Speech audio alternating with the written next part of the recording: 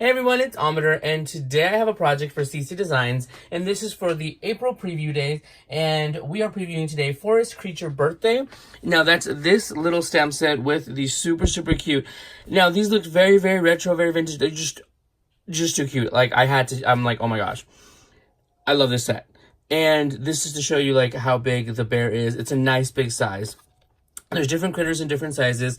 And also I'm using this background stamp, this party background stamp, which is also in the shop, which will also be in the shop, excuse me, for the release. And that will be on, because I'm horrible at calendars, you guys, that will be April 4th. Along with a bunch of other a bunch of other dies. I'm super tongue twisted. I use this die. This is the in and out rectangles. This is the largest one. It's a set of 4, and I use this to make a shaker card because, of course, it's a party. Let's make a shaker card. And do I even have my sequins? No, I do not. Here we go. Okay, and I stamped it on Express It blending cardstock for my Copics, and I colored it with my Copics. Like, oh my gosh, like I totally fell in love with these cute little critters. And there are a few other items, but I just went ahead and cut some of the pastries because you need food for a party. And let's go ahead. So and then I also stamped this in this cardstock that I cut out with the in and out rectangles, and I colored it. Now I colored it with the same colors that I made the hats. So the balloons and everything on the party hats. Then I just took some blue ink and I just kind of distressed it in the background just to give it a little bit of shading. Now, let's go ahead. Oh, and also, happy birthday to you. That is from the actual stamp set. Now, let's go ahead and create the shaker. Now, I think I've mentioned it in videos before, but it's so funny that sometimes I'll be doing shakers and I'll completely forget a shaker card, and I will completely forget the acetate. Yeah, trust me. It happens a lot more than I'd like to admit, but it happens. So I use wet glue for this because being that it's acetate, it's non-porous, it's not like paper. You want to use something that it will definitely hold. So there we are, and I'm just going to leave that aside for a minute while okay, so actually let's go ahead. I'm going to create the card base with a blue cardstock, and mainly because I just like the color blue for parties, for whatever, and we're going to use this one right here. Now, I'm going to make this, let's see, is this the right side up? Is this, no, it's that way, okay. And this is 4 1/4 by 5 1/2, which is basically a card base, but I want to go ahead and score it in I was going to score it in the middle, but since our rectangle is not as long as that, I'm just going to measure, and this is literally how I sometimes figure out what I'm doing. I'm going to center it right there, and then we are just going to go ahead and score it at 4 3/4. Okay, so then we fold it, and here you have a choice of either just cutting it off with your scissors or using your cutter. But let's go ahead and just do it this way. So in case you don't have a guillotine cutter, boom and boom. Okay, go ahead and move my scoreboard, and it's going to rest on here. Now, let's go ahead and actually, we're going to lay down, I'm going to lay this down because I want to lay the square down for the background, because I like using the centers of my in and out dies for that. All right, so we're just going to put it right there, center it, lay it inside. That way I have a definite correct spot on where it goes. My glue is bubbling out. Okay, so there we go. Now I'm actually going to also, decided to also go ahead and glue this one This is just a cardstock the extra cardstock that I cut to show you how I measure it. But I think if we do it in white, kind of like a white background, that would have a really cool look.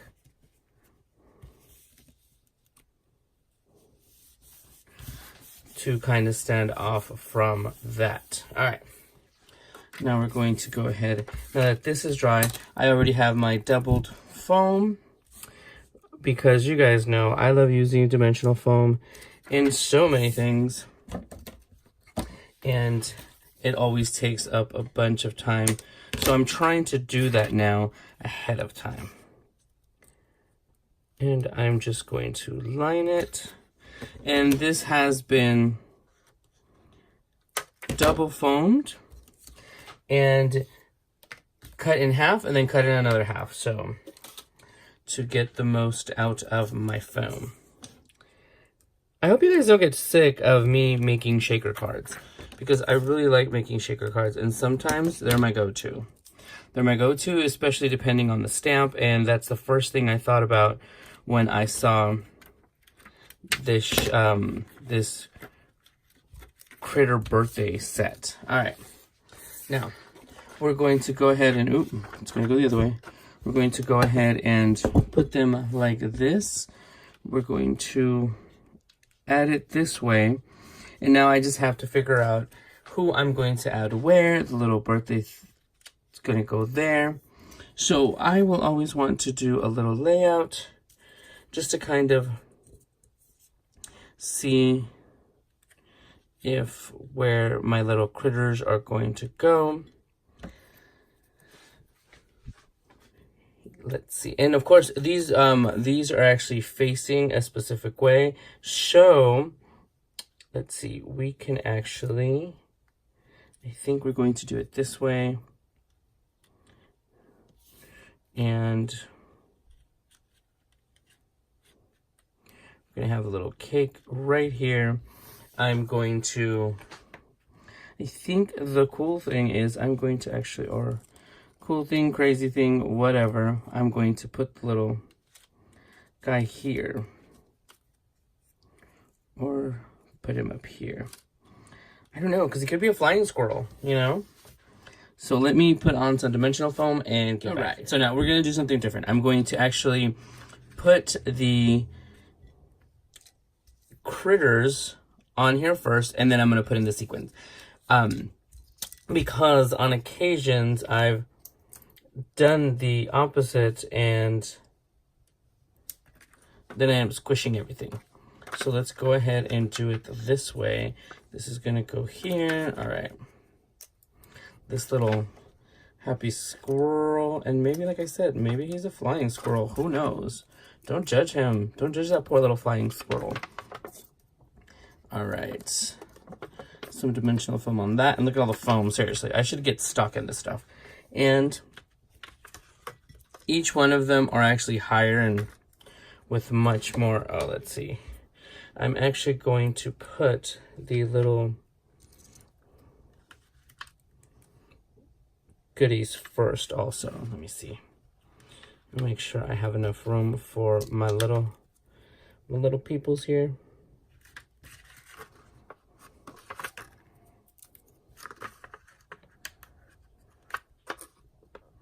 All right, because this little bunny is gonna go, it's gonna go right over here. We're gonna cut the little flower off only because it interferes with my foam, the all addicting foam.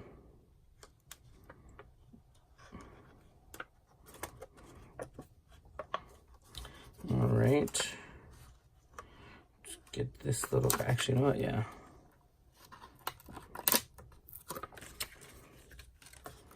Let me put this one in here first.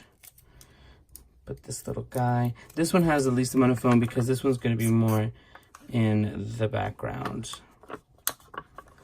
All right, now let's go ahead and put a little cake out behind him. I'm debating if I should just move this all together. Okay. Now, since I've taken these off, let me put on some glue to make sure they stick. I'm just going to move this a little bit snug, a little bit more close right here. I can get the candle. Okay, there we go. And then I can actually put this little cake right there. Let's take off a little bit. Snip it and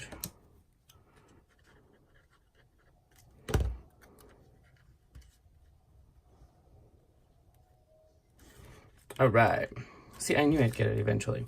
Now this little guy is gonna go here. We're going to have his little tail just hang off a bit. Look how much foam is on that. Seriously, I have a problem. I need to stop.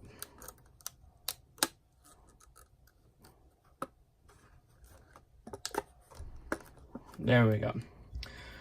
Now I have this little, I'm just gonna put this little cupcake over here, just a little decoration. All right. And my desk now is full of foam confetti, as I call it. All right. Get rid of this mess. Now, here is that. We're going to now go ahead and add the sequins, and as you guys know, my favorite sequin to use is just a nice iridescent sequin because it's easier to find for everybody, and it really does take the color of whatever you are working with. So we're going to throw some in here. Little. I always feel like I either put too much or not enough. I feel like it needs a little more. You know what? Yeah, because we have a lot of critters and it'll end up settling and you won't be able to see it. Okay. So let's get that. Now we're going to take the backing. Look at all that foam. And there's a little piece of foam backing trapped in here. Let's see if I can pull it out.